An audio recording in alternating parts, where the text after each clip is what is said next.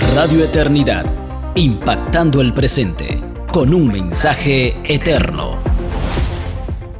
Es un placer para nosotros estar con ustedes una vez más en su programa Hombres de Verdad.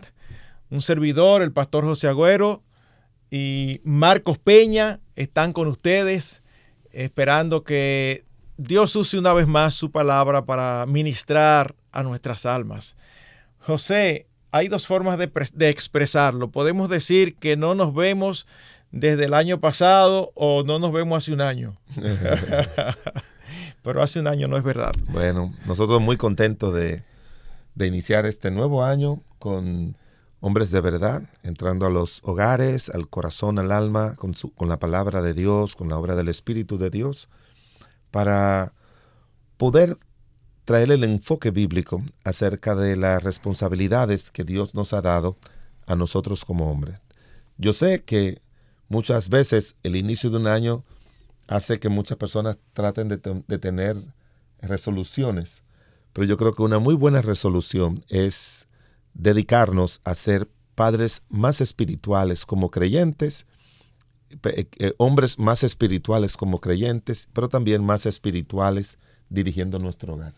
Yo creo que eso sería una muy buena resolución para cualquier hombre para este año, porque en la medida en que nos dedicamos a ser más espirituales, a caminar más cerca de Dios, pues eso va a ser el complemento más fuerte cuando nos dedicamos a ser padres espirituales para guiar a nuestras esposas, para guiar a nuestros hijos en los caminos de Dios. Porque la verdad es que ahorita hablaba con alguien que me decía que mandó a su hijo a estudiar a México medicina y que le dijo, mira, yo no tengo fortuna, pero mi herencia es darte una buena educación.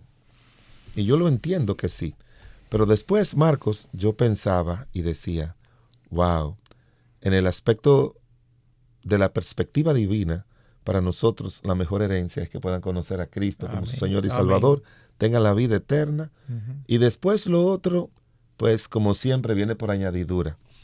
Pero qué bueno sería que usted diga, la mayor herencia que le he dejado a mis hijos es que los formé en el Señor y que ellos tienen a Cristo como su Señor y Salvador y que están viviendo y sirviendo al Señor. Y eso es algo que nosotros tenemos que hacer nuestra parte y esperar y confiar que Dios, como siempre, hace su parte, ¿verdad?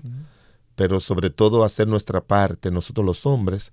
Tome esa resolución de este año, de que usted va a ser un hombre dedicado al Señor, va a ser un hombre espiritual en su relación con el Señor, pero también dirigiendo su matrimonio y dirigiendo también a sus hijos. En ese sentido, es pertinente repetir lo que tantas veces hemos dicho, pero alguien ha dicho que la madre de la enseñanza es la repetición. Nosotros como hombres somos los responsables del ambiente de nuestra familia, de nuestros hogares, y aún tenemos responsabilidad en la condición espiritual de nuestras esposas y de nuestros hijos, porque nosotros estamos llamados a pastorearlos, y eso implica darles el ejemplo, eso implica animarlos, motivarlos. Y la verdad es que no solamente en nuestro país, por donde quiera que vamos, nosotros vemos los resultados de esta cosmovisión reinante con respecto a hombre y mujer. Y es común, muy común, ver serias deficiencias en los hombres creyentes. De hecho, eso fue lo que hace unos años atrás motivó el inicio de este programa. Nosotros como pastores en nuestras oficinas con frecuencia trabajamos con matrimonios y a veces con noviazgos, y es impresionante un alto porcentaje, un significativo porcentaje de casos. El mayor trabajo hay que hacerlo con el esposo, el mayor trabajo hay que hacerlo con el novio. Eso no significa que las mujeres no tengan debilidades, eso no significa que no tengan áreas que trabajar, eso no significa que no haya casos donde uno dice, uy, pero si este hombre se mete con esta mujer, se va a desgraciar la vida, hablando ya de una manera exagerada, ¿verdad? Hay casos así. Y yo estoy seguro que José, tanto como yo, hemos lidiado con casos que nosotros decimos, bueno, pobre del hombre que tenga una mujer que dice ser cristiana, pero actúa como actúa así. Pero, José, esos son las excepciones. Marcos, la verdad es que la percepción que nosotros tenemos también de lo que es la vida cristiana consagrada, uno encuentra más esposas y madres consagradas a Dios, a sus hijos, a sus matrimonios, a la iglesia, que hombres consagrados a Dios, a sus matrimonios, a sus hijos y a la iglesia. Es así. El hombre no le gusta mucho asumir compromisos espirituales de verdad. Hay otros que sí, pero en su gran mayoría.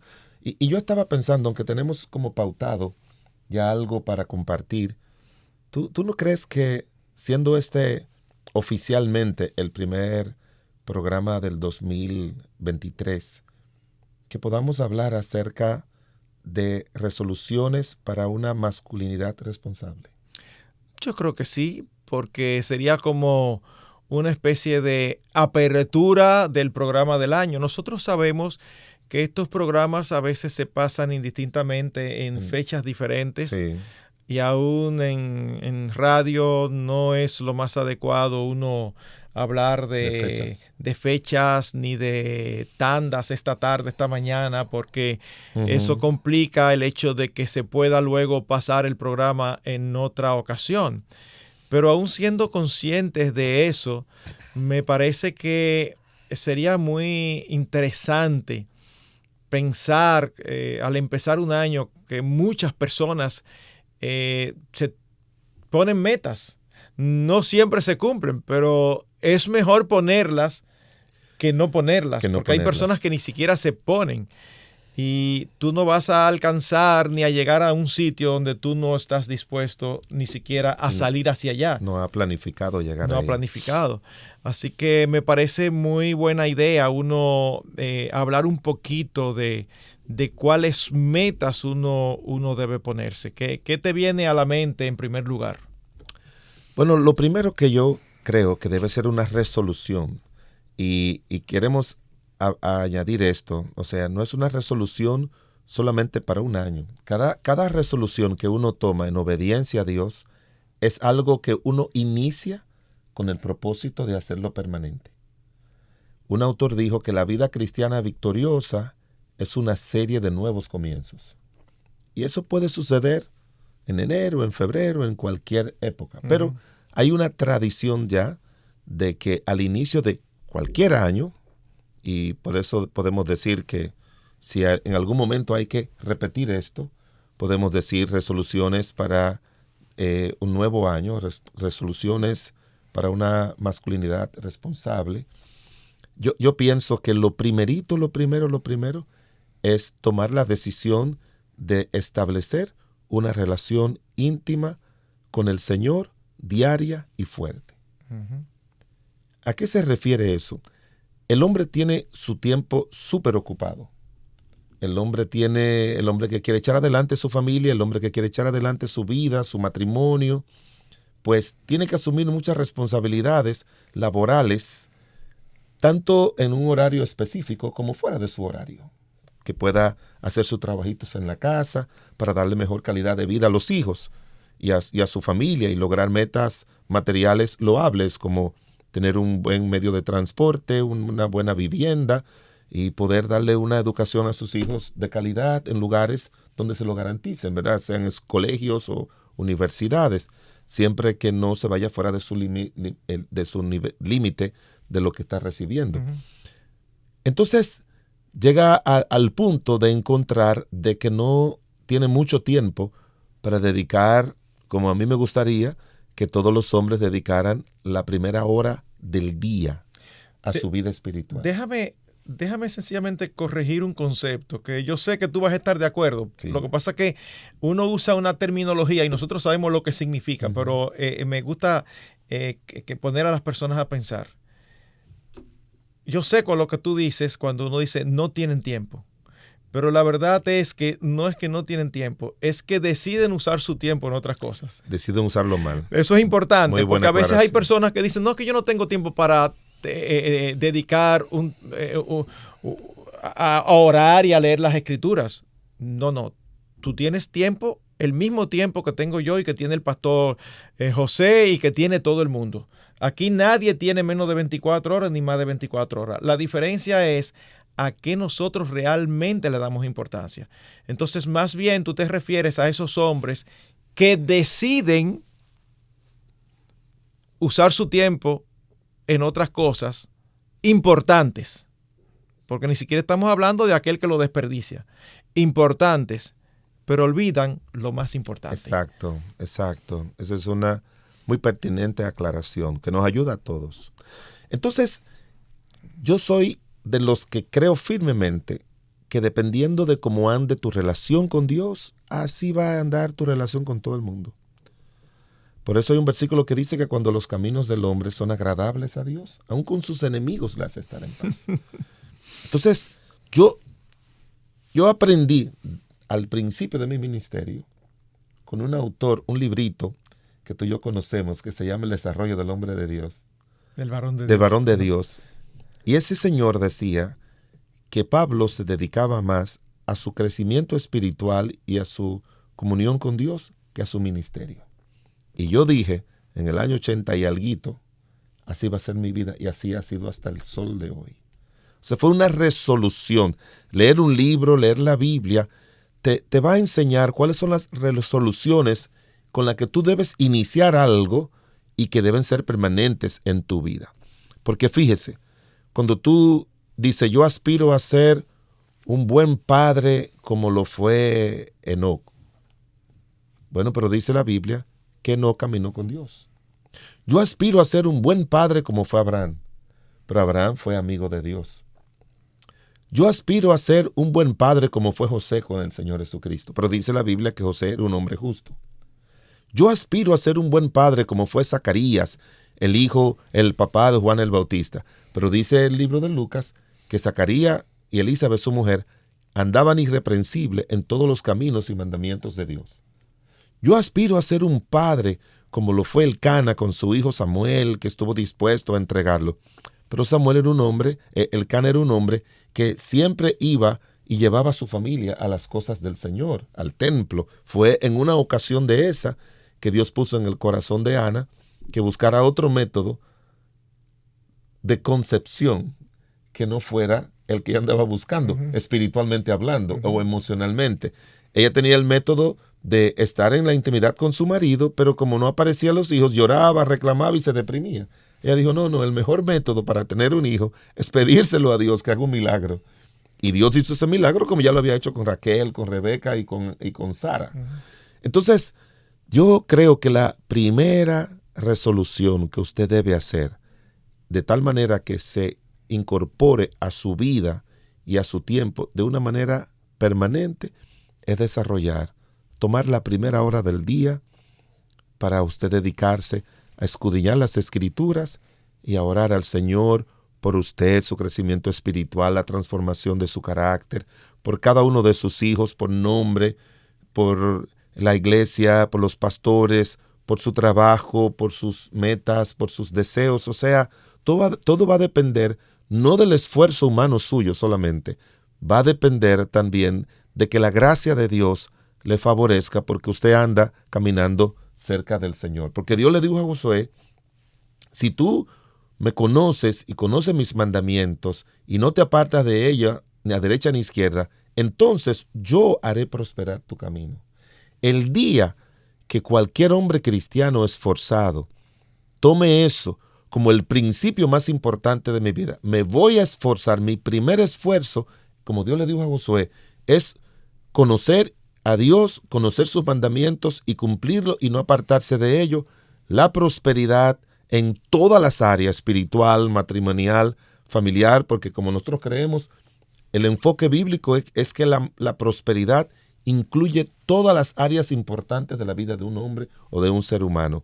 te va a ayudar a prosperar espiritualmente, emocionalmente, por decirlo así, matrimonialmente, familiarmente, materialmente, laboralmente, en todas las áreas. De manera que, ¿por qué no comienzas diciendo, voy a buscar un método de esos muchos que ayudan para leer mi Biblia todos los días, y voy a tomar ese tiempo de oración y de clamor al Señor todos los días de mi vida? Uh-huh. Esa sería la primera gran resolución que un hombre debe tomar. Y es importante entender que ese no es el fin. Hacer eso es el medio para nosotros acrecentar nuestra relación con Dios. Vamos a explicar eso de una manera más detallada después de la pausa. Quédese con nosotros, por favor.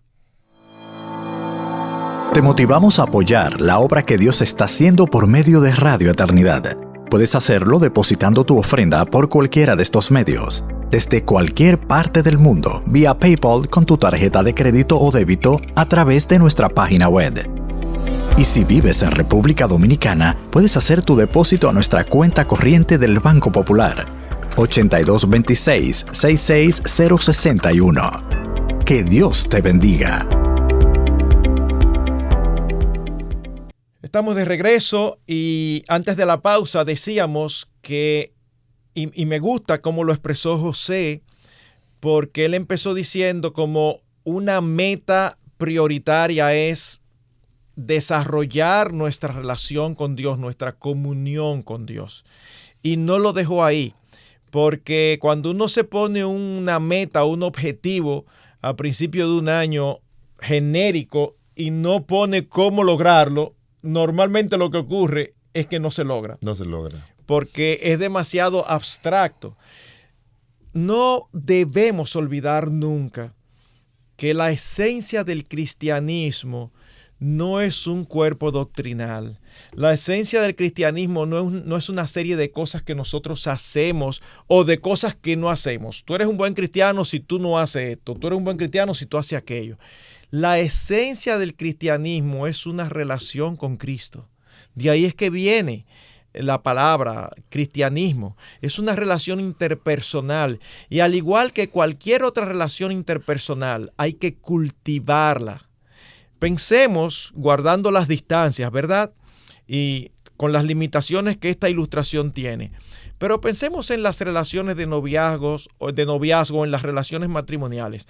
A veces las personas piensan que por el simple hecho de haber decidido casarse y ser esposos, su relación va a crecer de una manera automática. Y José, yo sé que tú sabes mejor que yo que eso no funciona así. No. Hay que ser intencional en cultivar y en desarrollar esa relación. ¿Pero qué intencional si nosotros nos amamos? Eso no sale solo. Con el paso del tiempo, las demandas de la vida cotidiana, se van presentando ciertos elementos, ciertas cosas que pueden distanciar la relación por más que se amen. Si uno no es intencional en apartar siempre ese tiempo, sin apartar siempre, sin estar pendiente siempre de tener ese tiempo de comunicación, de comunión el uno con el otro. Lo mismo sucede con nuestro Señor. Nosotros conocemos a Dios el Padre a través de Dios el Hijo, de Jesucristo su Hijo. De hecho, cuando tú decías que debiera de establecerse una meta de crecer en su comunión con Dios, yo inmediatamente pensé que hay personas no creyentes que escuchan este programa. Y el primer paso para un no creyente establecer su comunión con Dios es arrepentirse de sus pecados. Gloria a Dios. Y pedirle al Señor Jesucristo que venga y lo salve. Amén. Porque si no, tú no puedes establecer una comunión con alguien que es enemigo tuyo.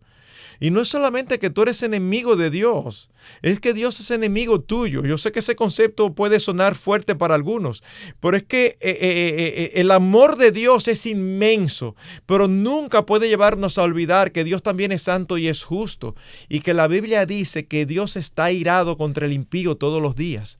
El que no se ha arrepentido de sus pecados tiene un problema serio. Tiene un problema de que algún día se va a presentar delante de Dios y va a tener que dar cuenta por sus actos. Y si no ha sido salvo por Jesucristo, si no se ha arrepentido y ha entregado su vida al Señor, va a estar separado de Dios por siempre. Entonces no se puede pretender, es como, tú has visto esos casos típicos en los barrios, de que hay una muchacha que le gusta a uno de los amigos, y el amigo empieza a hablar de la muchacha y siempre habla y todo el mundo sabe que está enamorado de la muchacha. Y el amigo en su cabeza hasta establece una relación, ¿cómo es que se llama? Soñadora, idealista, hay una palabra que no me sale ahora, pero una relación imaginaria. Y llega un momento que él habla de la muchacha como si ellos fueran novios, pero resulta que la muchacha nunca le ha dicho que sí, porque esa relación no se ha establecido. Bueno, así tú y yo conocemos personas que dicen tener una relación con Dios, pero es fuera de Jesucristo. Y a veces fuera de su iglesia. Y la tienen solamente de forma religiosa, tradicional. Exacto. Entonces hablan de que le oran a Dios y todo eso. Bueno, no te vamos a decir que no le ores, pero te vamos a decir que asegúrate antes que nada que el Señor te escucha. Y Él solamente escucha a aquellos que han sido comprados con la sangre de su Hijo Jesucristo. Entonces, sí, es una meta excepcional, porque hay personas que nos escuchan, hay personas que han crecido en iglesias cristianas, o hay personas que han conocido del Evangelio, conocen que es la verdad, pero al día de hoy no se han arrepentido y no han entregado sus vidas a Cristo. Es un buen momento para decir, no, este año yo tengo que entregar mi vida al Señor. Este año yo tengo que empezar una relación con Dios sobre bases reales. Claro. Y también nos escuchan, Marcos, y nos ven y a veces la esposa le transmite el mensaje son hermanos que por situaciones eclesiásticas, personales o de pecado, se han apartado de los caminos de Dios. Son salvos. Ellos saben que un día recibieron a Cristo, Cristo vino a su corazón, se dejaron llevar de algún pecado, circunstancias propias. Hay muchas personas que yo he encontrado como que iglesia han cerrado, que han habido problemas en cualquier congregación, en cualquier parte del país o del mundo. Tome la decisión de que usted se va a reconciliar con el Señor, que usted le va a pedir perdón al Señor por haberse apartado, sea por un pecado, lo que sea. Que usted se arrodille en su casa y le diga al Señor, Señor, mira, perdóname, me he apartado de tus caminos, he estado envuelto en cosas pecaminosas. Y después que usted se reconcilie con el Señor, entonces busque la ayuda de alguien que le oriente, de una congregación donde se predique el Evangelio, donde se predique la verdad de Dios y donde se pueda ir a adorar a Dios, a crecer espiritualmente y aprender a servir. Porque, Marcos, un pedazo de leña, un pedazo de carbón fuera del fuego, se apaga. Se apaga. Entonces, el Señor dice que no debemos dejar de congregarnos. O quizás usted es un hombre que con la pandemia se quedó rezagado espiritualmente y ni asiste mucho a la iglesia, de esos que, aunque es un buen recurso, el poder ver y oír predicaciones por la internet, pero ya usted sabe que pero no hay iglesia por internet. No hay. Y que la iglesia, cuando se congrega en el templo, es con el propósito de recrear lo que un día será cuando nos reunamos para siempre con el Señor. Allá arriba, en el nuevo templo, ¿verdad? Que el Señor va a hacer en los cielos nuevos y en la tierra nueva. De manera que lo que les animamos es que si usted es una persona que ya está en el Señor y camina más o menos con el Señor, que desarrolle una relación más íntima con Él cada día, que usted se levante intencionalmente más temprano y pueda establecer esa relación. Si no tiene a Cristo como su Señor y Salvador, y ya ha oído mucho de la salvación a través de su esposa, que le ha acompañado a la iglesia o de la manera que sea, que usted pueda recibir a Cristo, como decía el pastor Marcos.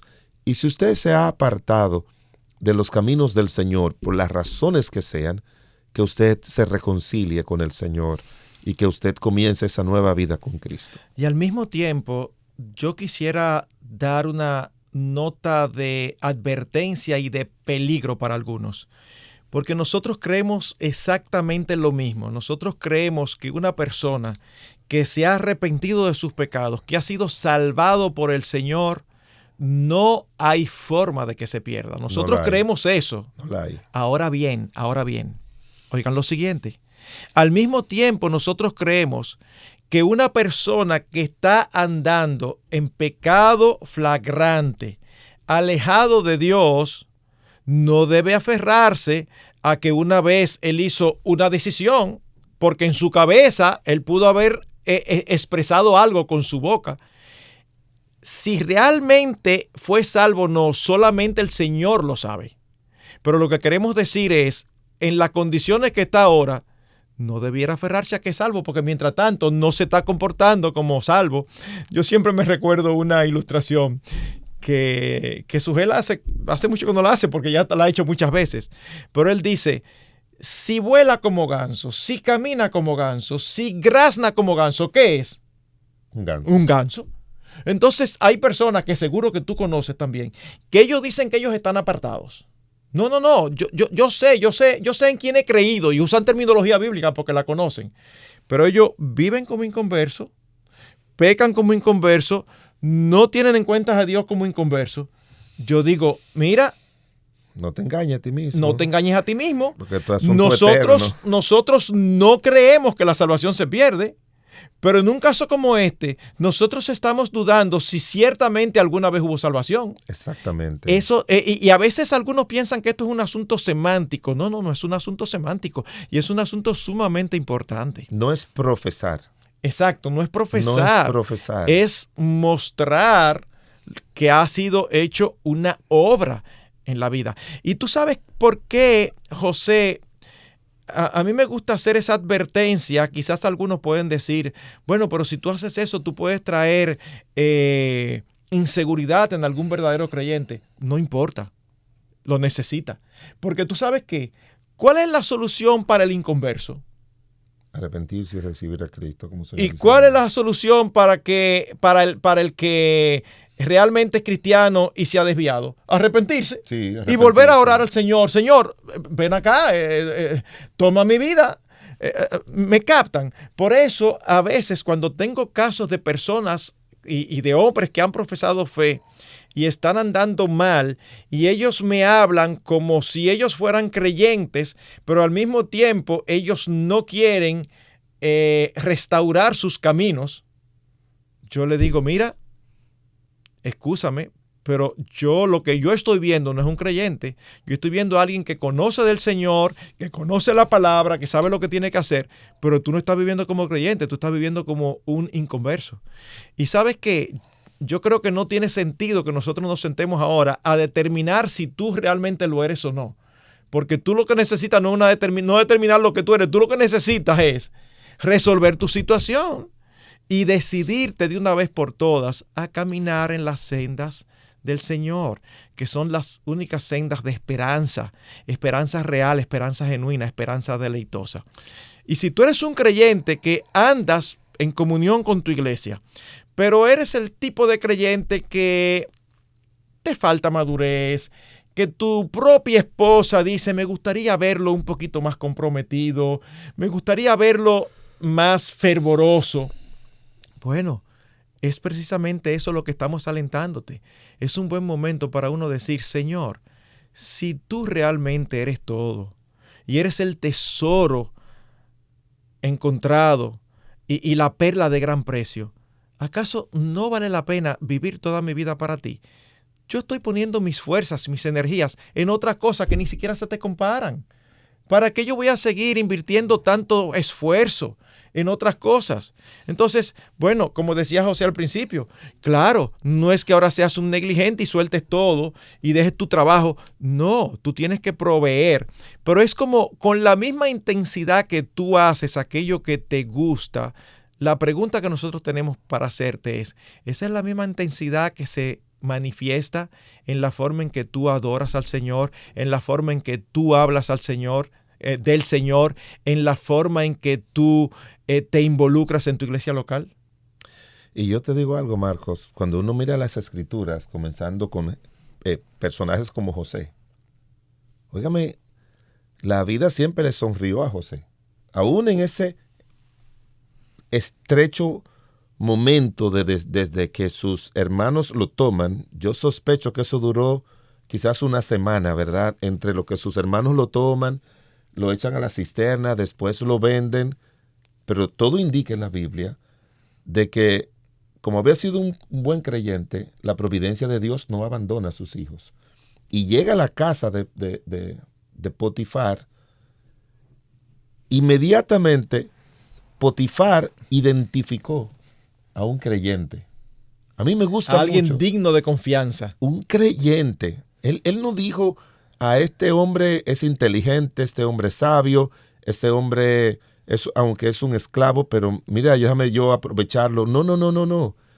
Tanto cuando estuvo con Potifar, cuando estuvo bajo la autoridad de la cárcel, o cuando llegó a Faraón, los tres dijeron, es que nosotros vemos que Dios está con él. Uh-huh. Y para que alguien pueda ver que Dios está con él, es porque esa persona en privado y en lo interno camina muy cerca de Dios. Para que alguien vea que Dios está con él, ¿cómo lo sabe? Eso no se ve. ¿Sabe cómo se ve? Mostrando que él está con Dios. Sí, eso es lo que te digo. Exacto, es para expresarlo de una manera que rime. Así mismo. Esa gente que en lo interior, cuando nadie lo ve, está dedicado, se levanta temprano, hace las cosas exactamente como Dios dice, vive para el Señor, no tiene que estar proclamando el nombre de Dios todos los días frente a los demás. Es que, como dice la palabra de Dios, dan frutos dignos de arrepentimiento, o sea, que evidencian de que el Señor ha transformado su vida, ha cambiado su vida, y esas personas son personas, como tú decías, confiables, se convierten en personas, primero confiables, después deseables, personas tratables, que todo el mundo los puede tratar, que donde quiera que va, echan adelante.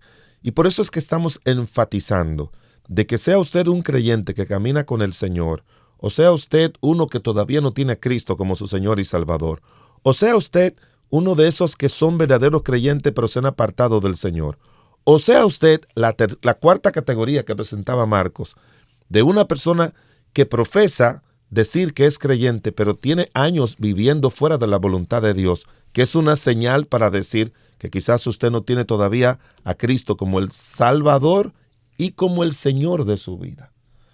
Porque para mí, Marcos, cualquiera puede decir el Señor me salvó, pero lo que evidencia que el Señor es tu Salvador es que tú vives bajo el señorío de Cristo. Claro. Porque hubo una época en la historia no muy atrás que decían que primero tú recibías a Cristo como Salvador y después como Señor. Eso es mentira. No, es que no es verdad. Tú no puedes recibir a Cristo como lo que Él no es. No. O sea, Él es Señor. A veces se decía, no, porque tú tienes que hacer a Cristo Señor de tu vida. No, Marcos, Él es el Señor. Marcos,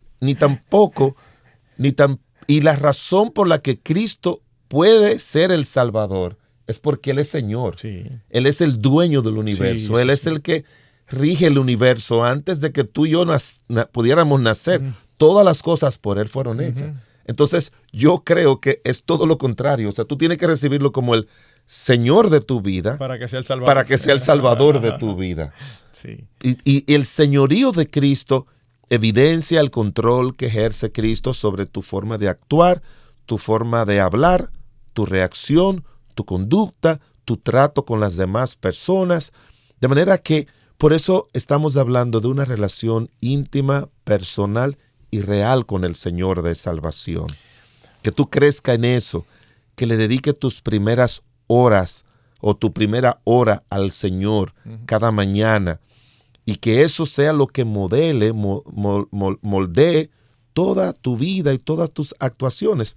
No es la única resolución, pero es la primera. Y me gustaría, el tiempo se nos ha ido para finalizar, hablar a quizás algunos hombres que nos están escuchando y reaccionan de una manera defensiva muy típica. No solamente en el tema que estamos haciendo, es algo muy típico cuando tú exageras lo que tú tienes que hacer para ponerlo como inalcanzable, cuando realmente no es así. ¿Por qué lo digo?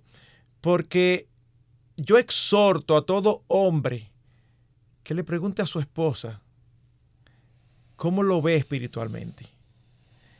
Pero ¿qué pasa? Yo sé que hay hombres aquí que dicen, no, pero que si me por mi esposa quisiera que yo fuera pastor. Que fuera un santo. O sea, que yo fuera un santo. Bueno, pero ¿y qué es lo que nosotros somos, los creyentes?